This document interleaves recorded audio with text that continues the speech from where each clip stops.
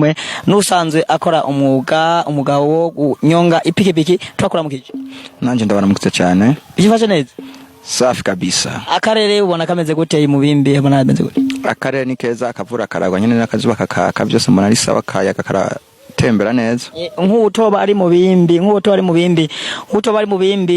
wamubwira gute, hasa gute, bimeze gute?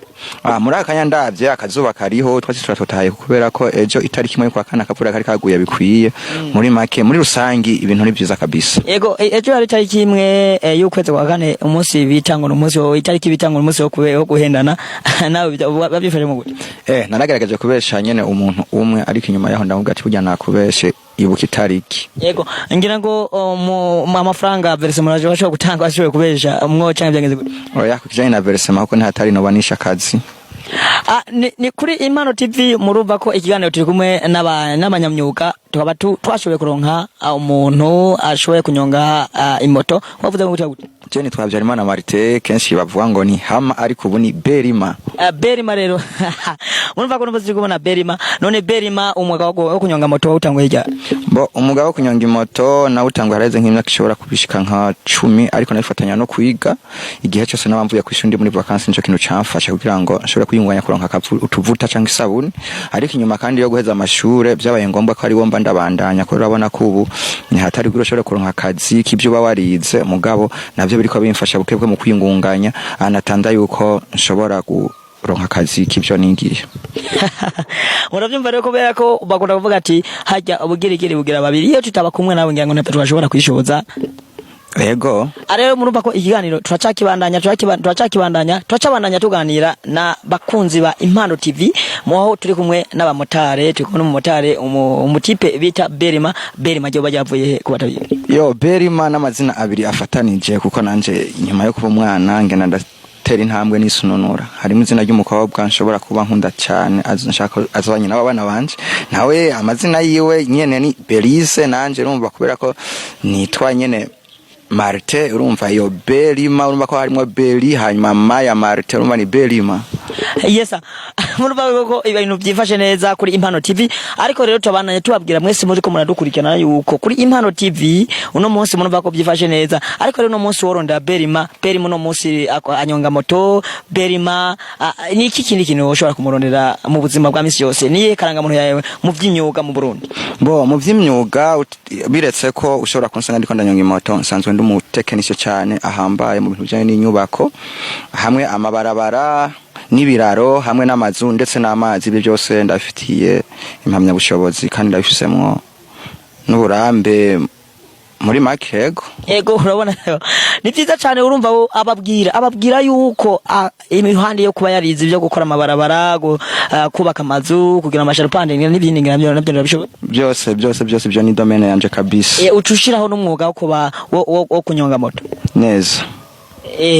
Nibaza yuko byose ucubikora rimwe byose ndabikora rimwe kuko bishobora no kuba binyorohera n'igihe nzoba nikorera ibyanje namaze kuronka akazi, nta bintu bizongora cyane byo kurondera umushoferi, nzoba ndabishoboye, nzoba nanje nziyunguruza. Ego nduva kuko ni imyuga myinshi. Niki wobwira bariko barakumviriza uno munsi? Bo muri make ico nobwira abantu bariko baranyumviriza nuko batorera amaboko kandi batakwizera ati je ko nize ni mpaka ndonke ibijanye n'ibyo nigiye.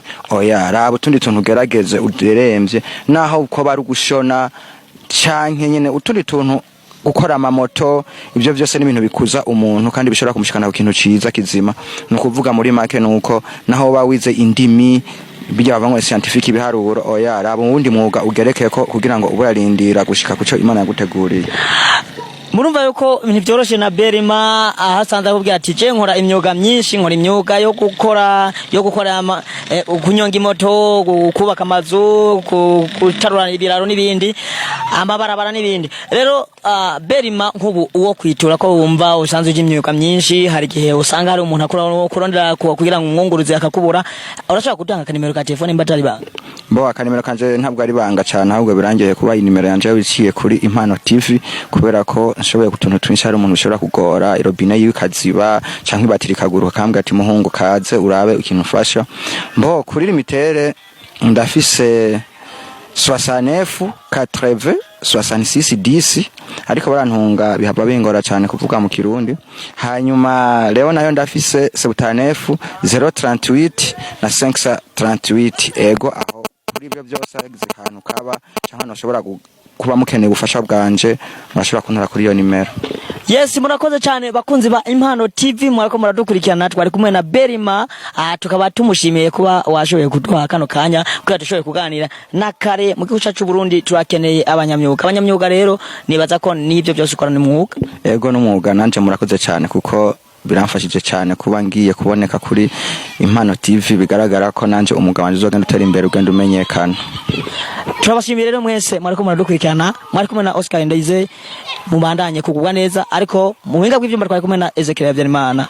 Ufise ico baza rero urashobora kutwakura ukabaza ukavuga ati Berima twashoboye kumubura, tushobora gutora gute Berima mu bundi buhinga, uca kuri 69 ubusa 97 amajana 723 uheza udutora. Murakoze.